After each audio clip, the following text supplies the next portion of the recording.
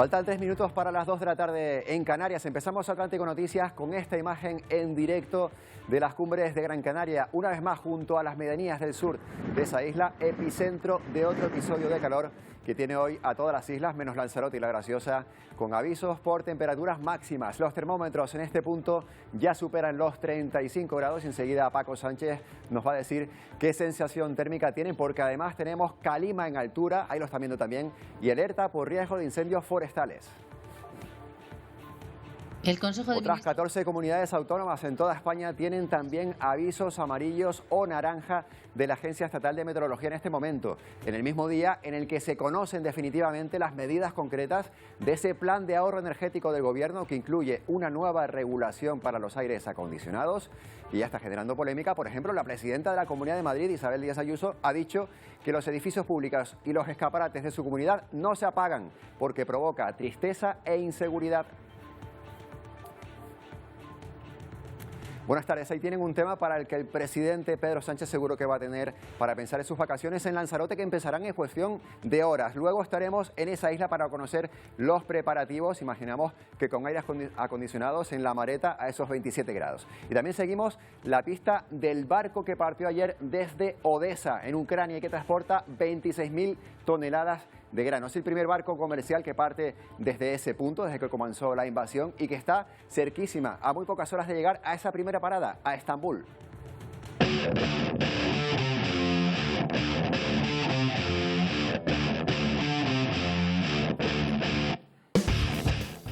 Turquía ha recibido las felicitaciones internacionales por su mediación en ese desbloqueo del grano de Ucrania, que viaja por el Mediterráneo y que ya, nada más dejar el puerto ayer en el origen, consiguió desinflar los precios de los cereales en los mercados internacionales. España, por cierto, va a comprar a Ucrania el 27% del millo que importa.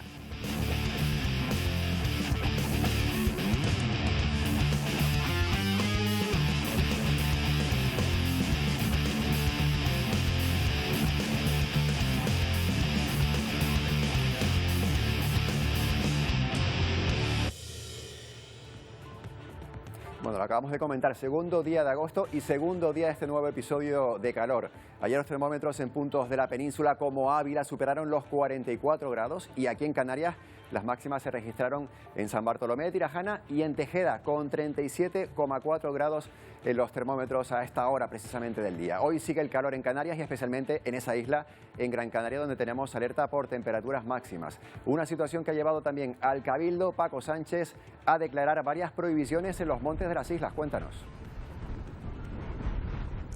Efectivamente, las altas temperaturas han llevado a que se emita una alerta por riesgo de incendios forestales y esto, como bien sabemos, implica una serie de prohibiciones que hay que tener muy en cuenta. La primera, la principal, prohibición de hacer fuego en zona forestal o en zonas cercanas, zonas de acampada, zonas recreativas. En ninguno de estos lugares, albergues, se puede realizar fuego de ningún tipo. También está prohibida la quema de rastrojos en suelo agrícola, también está prohibida el uso de la pirotecnia o el empleo de máquinas que puedan generar chispas. Como norma de oro, como norma a tener muy en cuenta, si la actividad implica fuego de forma directa o puede provocarlo de forma indirecta, está prohibida en zona forestal o cercana. Tampoco se puede acceder a la Gran Canaria 216, la carretera que lleva hasta Tamadaba, está cerrada también la zona de acampada de Tamadaba y no se puede circular, transitar por senderos forestales. En general, como normas a tener en cuenta, precaución absoluta, muchísimo sentido común y sobre todo, como decíamos antes, lo repetiremos tantas veces como sea necesario, si la actividad implica fuego o puede provocarlo de manera indirecta, está prohibida dadas las altas temperaturas. Tomamos nota de esas recomendaciones y precisamente hablando de incendios, pues hoy un equipo de Televisión Canaria ha podido visitar una de las zonas afectadas por ese incendio de la semana pasada en el norte de Tenerife. En San Juan de la Rambla han estado nuestros compañeros Isaac Tacoronte y Roberto Díaz. Pues sí, después de una semana prácticamente de fuego incontrolado, este es el paisaje que queda en los montes del norte de Tenerife, en el lugar donde nos encontramos. La intensidad del fuego ha sido bien distinta según el lugar que vamos recorriendo. Vemos zonas completamente calcinadas que se mezclan, conviven con zonas más secas. También dependiendo de la orografía, dependiendo de las labores de extinción, continúan. Eso sí, como hemos visto hace un momento, los trabajos aquí en la zona del monte, en la zona que ha sido afectada, porque hay que continuar continuar con esos puntos calientes y evitar posibles rebrotes. Importante que se vuelva a recuperar el ecosistema, un ecosistema ya dañado en esta zona en el año 2007, donde una importante zona de pinar también fue quemada y fue devastada. Como decimos, sigue siendo muy importante que sigan las labores de trabajo, las labores de prevención en esta zona donde nos encontramos ahora mismo, donde además del olor a quemado, evidentemente, las altas temperaturas también se siguen notando. Bueno, agosto que ha llegado con este episodio de calor, y si se preguntan hasta cuándo va a durar, vamos a salir ya de dudas con Saila Falcón. Horizonte optimista, Saila, al menos parece que el jueves los termómetros más o menos nos dan un cierto respiro. Sí, Antonio, buenas tardes. Este episodio de altas temperaturas comenzará a remitir el jueves. Si bien es verdad que el ambiente caluroso en el archipiélago lo tendremos al menos hasta el sábado, y además del calor tenemos calima en altura y viento alisio intenso en la costa. Hoy y mañana miércoles la Agencia Estatal de Meteorología mantiene el aviso naranja en la isla de Gran Canaria, lo que significa que los termómetros podrán alcanzar y superar los 38 grados en el interior y en las medianías del sur y oeste de esta isla. En el resto del archipiélago las máximas se moverán entre los 32 y los 36 grados. Y la novedad para mañana es que la EMET incorpora el aviso amarillo a la isla de Lanzarote, que hasta ahora se estaba librando un poco de este intenso calor. Tampoco las noches dan tregua, está siendo difícil conciliar el sueño. Estamos teniendo noches tropicales en muchos puntos del archipiélago con temperaturas mínimas que no bajan de los 20 grados e incluso noches tropicales, lo que quiere decir que las temperaturas mínimas superan los 25 grados. Para que se hagan una idea, la pasada madrugada a las 4 de la mañana se registraron casi 33 grados en San Bartolomé de Tirajana, en Gran Canaria. Gracias, Saila. Bueno, pues bastante calor. Esperemos que, como decía nuestra compañera Saila Falcón, en los próximos días esas temperaturas vayan bajando. Horizonte con buenas expectativas, ya decimos, el fin de semana podrían bajar. Bueno, y salimos de Canarias, nos vamos hasta Estados Unidos, donde 4 personas han muerto, incluidos 4 niños, por esas inundaciones en el estado de Kentucky, en Estados Unidos. Lluvias torrenciales que arrasaron barrios enteros, con el gobernador de ese estado que teme que la cifra de víctimas mortales incluso pueda crecer según avancen esas labores de desescombro. Mientras, en California, el peor incendio de los últimos años sigue arrasando hectáreas de bosque y 2 personas han sido encontradas sin vida dentro de un vehículo calcinado. 2.000 personas han tenido que abandonar sus viviendas y las autoridades cifran en cerca de 10.000 las casas afectadas por las intensas lluvias. Los servicios de emergencia rescatan a personas atrapadas y reparten alimentos mientras continúan las labores de limpieza y búsqueda de desaparecidos. Por el momento son 37 fallecidos, pero se espera que el número de muertes siga aumentando. El gobernador de Kentucky confirma que se han encontrado cuerpos que no han podido ser identificados.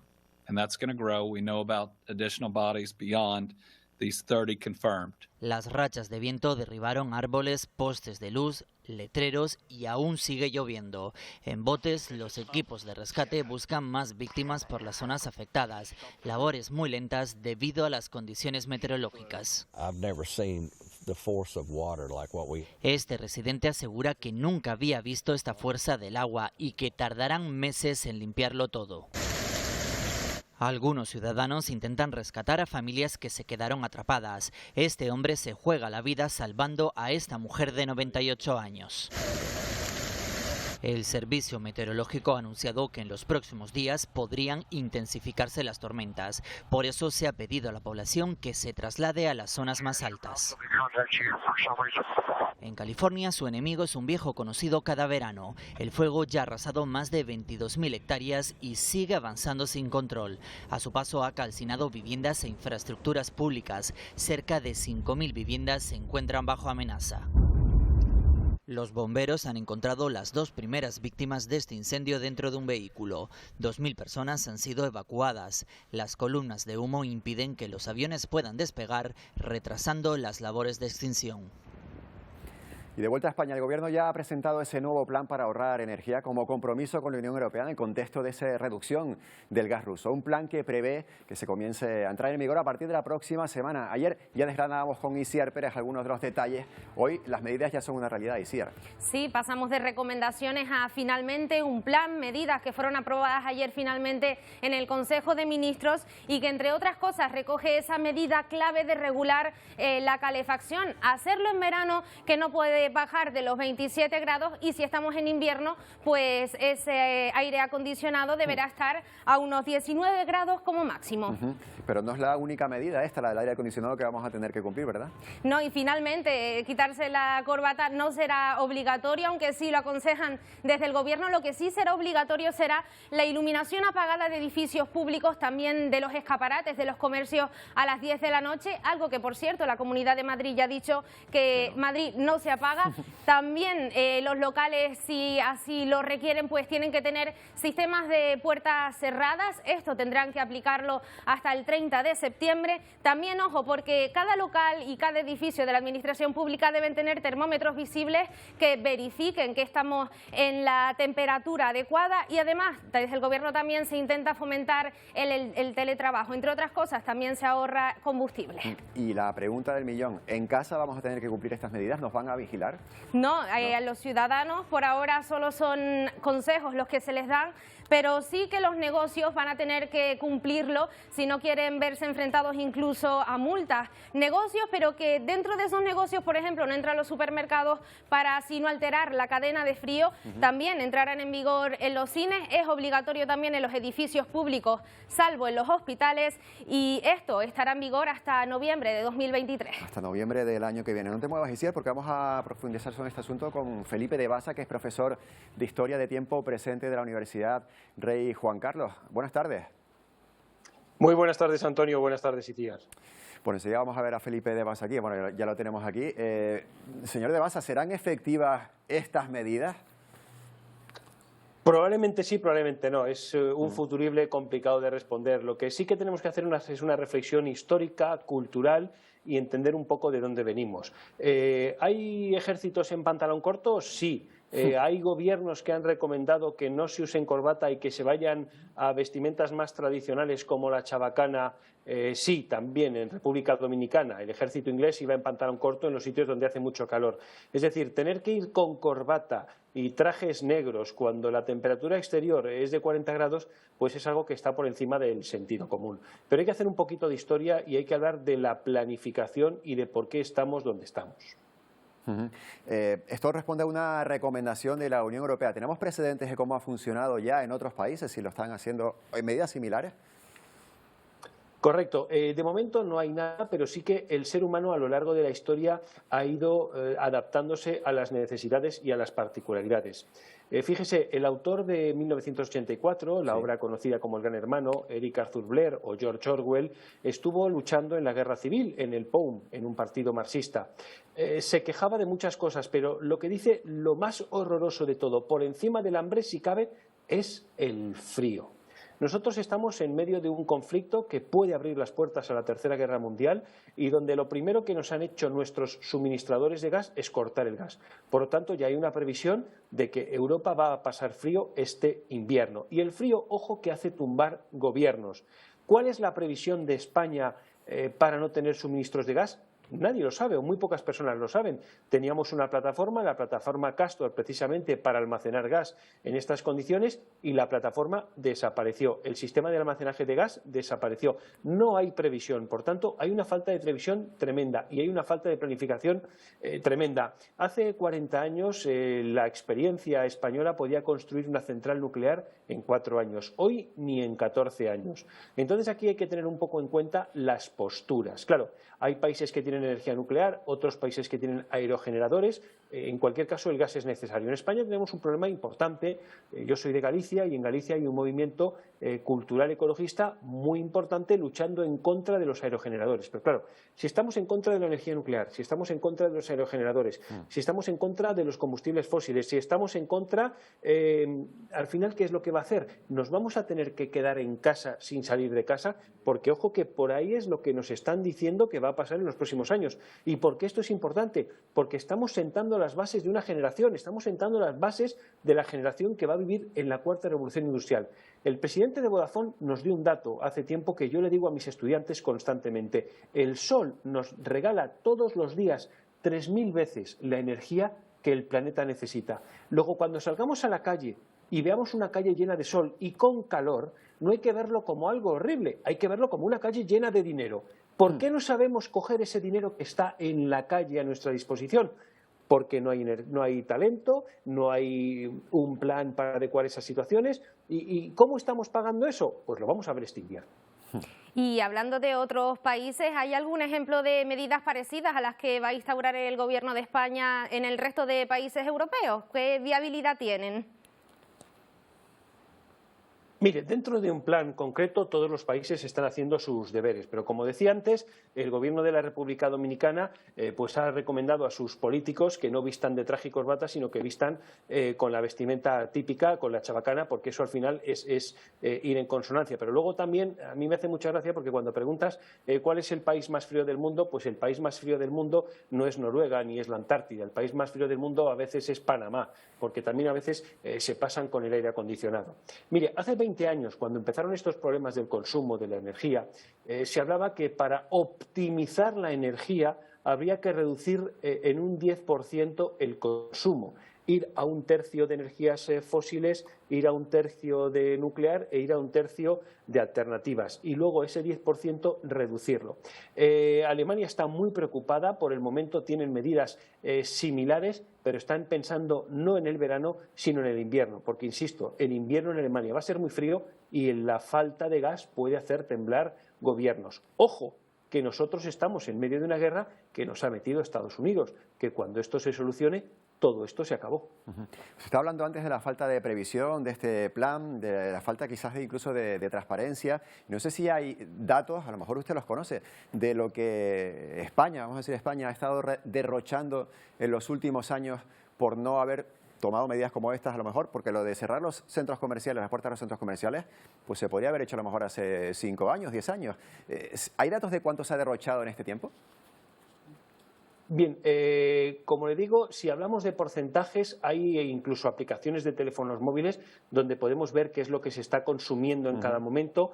Yo los estudios que he podido ver, se habla de entre un 15 y un 20%, pero ojo, que hay quien habla de derroche y eso ya sí que habría que encasillarlo dentro de una política de activismo político, es decir, hablar de derroche es hablar de un activismo de esta parte de los activistas políticos que lo que quieren es encerrarnos en nuestras casas, porque, ojo, lo importante del teletrabajo no es que usted, Antonio, presente el telediario desde su casa o que yo me encierre en la mía y no salgamos. La ventaja del teletrabajo es que permita alinearlo con acciones políticas como, por ejemplo, repoblar lugares de la España vacía, poder viajar para conocer otras culturas y adquirir nuevas formaciones.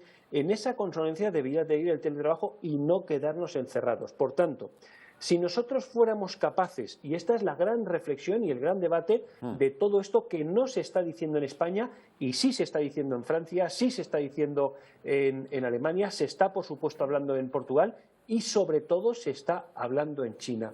Si usted, Antonio, y yo fuéramos capaces de generar energía limpia, a emisiones cero, transparente, usted y yo podríamos derrochar la energía que nos diera la gana porque no estamos ni contaminando el planeta, ni esquilmando los recursos, ni emitiendo CO2 a la atmósfera.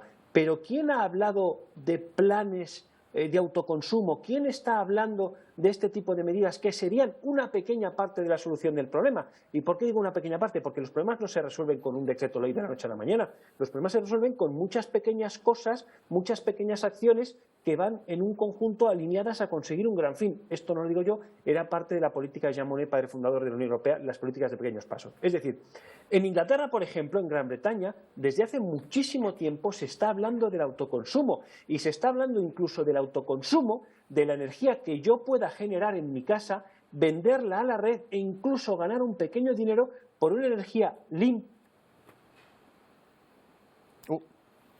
Nos quedamos ahí, no sé si, bueno, hemos perdido Usted, Antonio y yo podríamos tener lo que quisiéramos.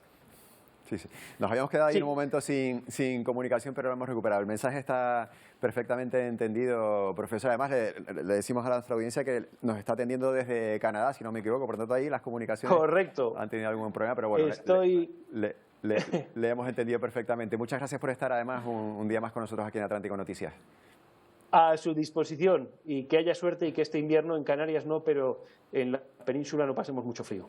A ver cómo ocurre. Bueno, muchas gracias Felipe de Basa, muchas gracias también Isia, será hasta mañana. Y hoy seguimos hablando de datos económicos y de empleo, porque es como hemos conocido los últimos datos de ocupación del mes de julio. Ya lo dejó entrever la ministra de Trabajo, Yolanda Díaz, y efectivamente no son buenas cifras, ni en Canarias ni tampoco en el conjunto de España. Julio ha cerrado con un ligero descenso en el número de desempleados. Aquí están viendo cómo el paro aumenta en esas 3.230 personas, lo que significa más 0,1% con respecto al mes anterior. Vamos a ver también los datos de Canarias de ese mismo periodo, recordemos, de esa variación entre mes de junio y julio. Aquí lo están viendo, en Canarias tenemos más de, o casi 1.200 nuevos desempleados, lo que significa un 0,63% con respecto al mes anterior. Tradicionalmente julio suele ser un mes de contratación. Y con respecto a hace justo un año, la evolución sí que es positiva. Tenemos casi un 4% más de empleos en España, fíjense, prácticamente 750.000 personas más empleadas, y con respecto a Canarias se ha reducido el paro en un 24,66%. La diferencia es de 62.664 trabajadores que han encontrado un empleo y que antes no lo tenían con respecto a hace un año. Y nos vamos a Lanzarote, donde precisamente va a recibir al presidente del gobierno, a Pedro Sánchez, lo decíamos, en esas vacaciones que una vez más ha decidido pasar en esa isla, en Lanzarote, en la residencia de La Mareta. Sara Duarte espera que llegue el presidente en las próximas horas, ¿verdad? Efectivamente, tras el tradicional encuentro de verano con el rey Felipe VI y la reunión prevista a las 4 de la tarde con la presidenta de Baleares, Francina Armengol, Pedro Sánchez comienza sus vacaciones. Serán 20 días, el periodo vacacional más largo del presidente hasta la fecha, ya que el Consejo de Ministros no reanuda su actividad hasta el próximo 23 de agosto. Un año más, el presidente del gobierno vuelve a elegir Canarias para el disfrute de sus vacaciones junto a su familia. Concretamente, se hospedarán, como viene siendo habitual, en la residencia real propiedad del Estado La Mareta, un complejo de 10.000 metros cuadrados. Por razones de seguridad desconocemos si él o su familia se desplazarán esta misma tarde-noche o lo harán mañana miércoles. Lo que hemos podido ver en la zona por el momento son escasos movimientos del dispositivo de seguridad propio de cada estancia del presidente en la isla, porque recordemos que desde 2018 Pedro Sánchez ha elegido Lanzarote en sus periodos estivales para su descanso, una acción que, como les comentamos, se repetirá en las próximas horas. Gracias, Sara. Estaremos pendientes. Bueno, la ministra de Sanidad, Carolina Darias, ha reclamado este martes a las comunidades autónomas rapidez para inocular la vacuna contra la viruela del mono, de la que se han distribuido ya unas 5.000 dosis a la espera de recibir otras 7.000 a finales de esta semana. Tan importante es conseguir vacunas como estamos consiguiendo, como que las vacunas que estén a disposición por las comunidades autónomas se inoculen. Soy consciente del esfuerzo de las comunidades autónomas, lo que pido es que sigamos con ese incremento de esfuerzo para seguir vacunando, porque también sabemos que es una manera muy importante de seguir protegiendo y salvando vidas. Y se espera que esta misma noche llegue hasta Turquía el buque Razón. Y recordamos el primer barco que sale de Ucrania, al menos desde que Rusia decidió invadirla, y que ahora transporta unas 26.000 toneladas de grano. No es el único, otros 16 barcos esperan en el puerto de Odesa cargados de cereal para paliar esa crisis que se vive en el mercado mundial de los alimentos. 26.000 toneladas de grano se transportan en este barco El Razoni, el primer buque que sale de Ucrania desde que comenzara la invasión y que previsiblemente llegará este martes al Líbano. Eso sí, antes tiene que hacer parada en Turquía. Ahí el centro de coordinación velará porque la nave no haya ningún arma y se respete así el acuerdo alcanzado entre Ucrania y Rusia con Naciones Unidas y Ankara. Una esperanza para millones de personas en todo el mundo que dependen de los puertos ucranianos para alimentar a sus familias, dice el secretario general de la ONU, Antonio Guterres, refiriéndose a un avance en medio de una fuerte crisis alimentaria. Mismas palabras del presidente Zelensky, que califica esto como la primera señal positiva para detener la crisis alimentaria, pero lo que parece estar detenido y no avanzar. Es el propio barco. Estaba previsto que llegara por la tarde a Turquía, pero no lo hará hasta bien entrada la medianoche. Según las autoridades, en el primer tramo de viaje que zarpa desde Odessa, el buque ha ido despacio ante la posible presencia de minas. Y mientras Razoni se dirige ya hacia Estambul. En el puerto ucraniano, otros 16 barcos esperan para poder hacer lo mismo y ayudar a estabilizar la situación del mercado mundial de alimentos. Y ojo también con la advertencia de Naciones Unidas, porque su secretario general, Antonio Guterres, ha dicho que estamos en un malentendido de la aniquilación nuclear. Por ello, apela a las potencias nucleares a que lleguen a un acuerdo que reduzca esta amenaza. Lo ha dicho en la conferencia que revisa el Tratado de No Proliferación Nuclear. Un dato, en todo el mundo hay más de 13.000 armas nucleares almacenadas. Bueno, poco a poco se recupera la normalidad en la frontera norte entre Kosovo y Serbia. El gobierno de Pristina anunció ayer que restablecerá la decisión de pedir documentación y permisos para entrar en el país en los próximos 2 meses. Una vuelta a la normalidad después de horas de tensión supervisados por soldados de la OTAN. Recuperación del flujo desde ambos lados. También los camiones cargados de grava en Serbia desbloquearon las carreteras durante la tarde. A pesar de ello, este mismo lunes el gobierno de Kosovo emitió documentos adicionales para ciudadanos serbios que quieran cruzar esa frontera. Y otra de las noticias del día pasa por la caída de la cabeza de Al Qaeda, Aymar Zawahiri. Estados Unidos anunciaba este lunes que con un dron el mano derecha en su momento de Bin Laden era abatido en Kabul, en Afganistán. Desde Washington, Juan Camilo Merlano nos da todos los detalles.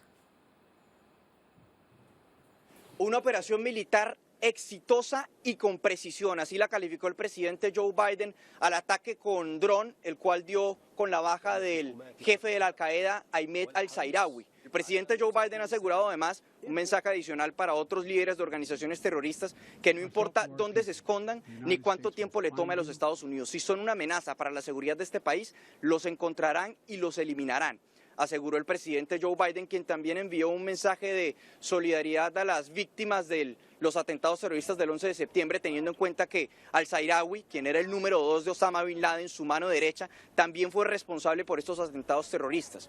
Luego de lo que fue el operativo que dio con la muerte de Osama Bin Laden en el año 2011, al-Zairawi ingresó o digamos inició su periodo como jefe de Al-Qaeda, la organización terrorista. También ha sido responsable de otros atentados terroristas contra los Estados Unidos en años pasados, por ejemplo, bombardeos contra las embajadas en Tanzania y en Kenia, además como otros hechos. Pero en todo caso, el mensaje central de los Estados Unidos es por un lado que el terrorismo no puede escapar y que también, así como habían reclamado hace meses, seguirán adelantando operaciones antiterrorismo en Afganistán, pese a que ya no tienen presencia de tropas allí en terreno.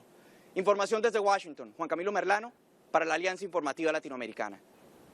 En Sudamérica, Colombia y Ecuador están en la alerta por la actividad volcánica que se está dando justo en uno de sus pasos fronterizos. Paola Andrade está en Quito para contarnos esa última hora. Paola. Este es el paso internacional que conecta a la parroquia de Tufiño en el cantón Tulcán con la localidad de Chiles en el departamento de Nariño. En estas poblaciones vecinas, los sismos provocados por el aumento de la actividad del volcán Chiles son sentidos con mayor intensidad debido a su cercanía con el coloso. Aquí existe temor porque la tierra no deja de temblar. Escuchemos a sus habitantes. Sigue moviendo, eso sigue moviendo. Y decirles a las autoridades que por favor ya traten de ver y a dónde lo que vamos a tener el punto de seguridad, a nosotros a dónde nos vamos a encontrar, por lo menos con una carpa que por lo menos nos pueden ayudar. Uno no se puede estar tranquilo, no se puede dormir tranquilo dentro de la casa, toca salir afuera. Siempre estos días hemos estado durmiendo afuera de las casas. Una de las decisiones tomadas es que habrá un simulacro de erupción volcánica en estas localidades. Otro de los temas que se trató es la apertura total de este paso fronterizo las 24 horas del día, debido a que actualmente se cierran las noches y esto provocaría serios problemas al momento de una posible evacuación. Y en Senegal, este pasado domingo se celebraron elecciones generales para elegir a los parlamentarios durante los próximos 5 años. Unos comicios con poca participación ciudadana. En su capital, Dakar, solo acudió a las urnas el 20% de la población, aunque aún la Junta Electoral no ha publicado los datos oficiales. El actual partido en el poder se atribuye ya el triunfo. Esto implicaría que el presidente actual, Macky Sall, conservaría su mayoría de más de 3/4 partes de los 165 escaños de la Cámara senegalesa. Votaciones, por cierto, que según las autoridades se desarrollaron sin incidencia. Y vamos ahora con una noticia que ha sorprendido en el ámbito del deporte en Canarias y en el resto de la sociedad de las islas. El jugador de la Unión Deportiva Las Palmas, el tinerfeño Kylian Rodríguez, tiene cáncer. Así lo ha anunciado en una comparecencia en la que estuvo arropado por sus compañeros.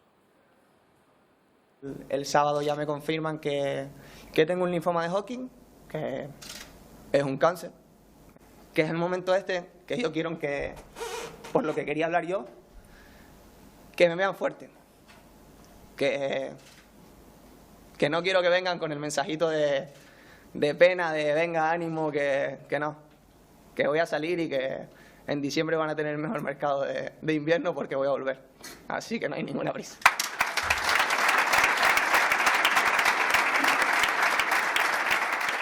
A sus 26 años, Kylian Rodríguez pone ahora todos sus esfuerzos, como han escuchado, en superar el reto que le impone ese linfoma de Hodgkin que le afecta. Jesús Izquierdo, una etapa en la que contará, eso sí, con el apoyo de todos sus compañeros, como hemos visto, ¿verdad? Así es, Antonio, porque esta mañana ha sido arropado por toda la plantilla cuando ha dicho que tiene cáncer, que tiene un linfoma de Hodgkin. Lo detectaron, dice, cuando en la pretemporada se sentía mal, algo no iba bien en el cuerpo de Kylian y, aconsejado por el cuerpo médico, decidió hacerse pruebas de esa biopsia de esos tejidos, se analizaron y, bueno, pues ha dicho esta mañana que tiene cáncer. Veremos qué es lo que pasa a nivel deportivo. Evidentemente es lo que menos importa ahora mismo en la Unión Deportiva Las Palmas, porque lo que importa es la persona, lo que importa es Kylian. Él se ha mostrado muy entero, muy arropado, como decíamos, por su plantilla, por sus compañeros, por el presidente Miguel Ángel Ramírez, que también ha estado en una comparecencia en la que no ha habido preguntas, pero en la que Kylian ha explicado cómo se siente y cuáles son los pasos a seguir. Ahora va a empezar a mejorar poco a poco, a intentarlo, a luchar, como bien ha dicho en esa comparecencia, y el jugador, que veremos si sigue hasta diciembre, ha dicho, por lo menos, en el que va a intentar volver al equipo acompañado de los suyos. Gracias, Jesús, por eso le deseamos a Kylian esa pronta recuperación. Y terminamos ya Atlántico Noticias con unas imágenes que llegan desde China, con la celebración en la provincia de Fujian del 95 aniversario de la fundación del Ejército Popular de Liberación, el EPL. Son 600 drones, ahí los van a ver, con luces que despegaron desde el casco antiguo de la ciudad de Sanzhou, formando diferentes figuras en el aire, incluidos caracteres chinos que celebran la fundación de ese ejército, así como la bandera nacional china. Hay también de figuras de aviones, de combate y de portaaviones, todo tipo de luces en este espectáculo en los cielos de China. Con estas imágenes les dejamos, ya saben que tienen ahora toda la información en El Tiene Noticias 1. Hasta mañana.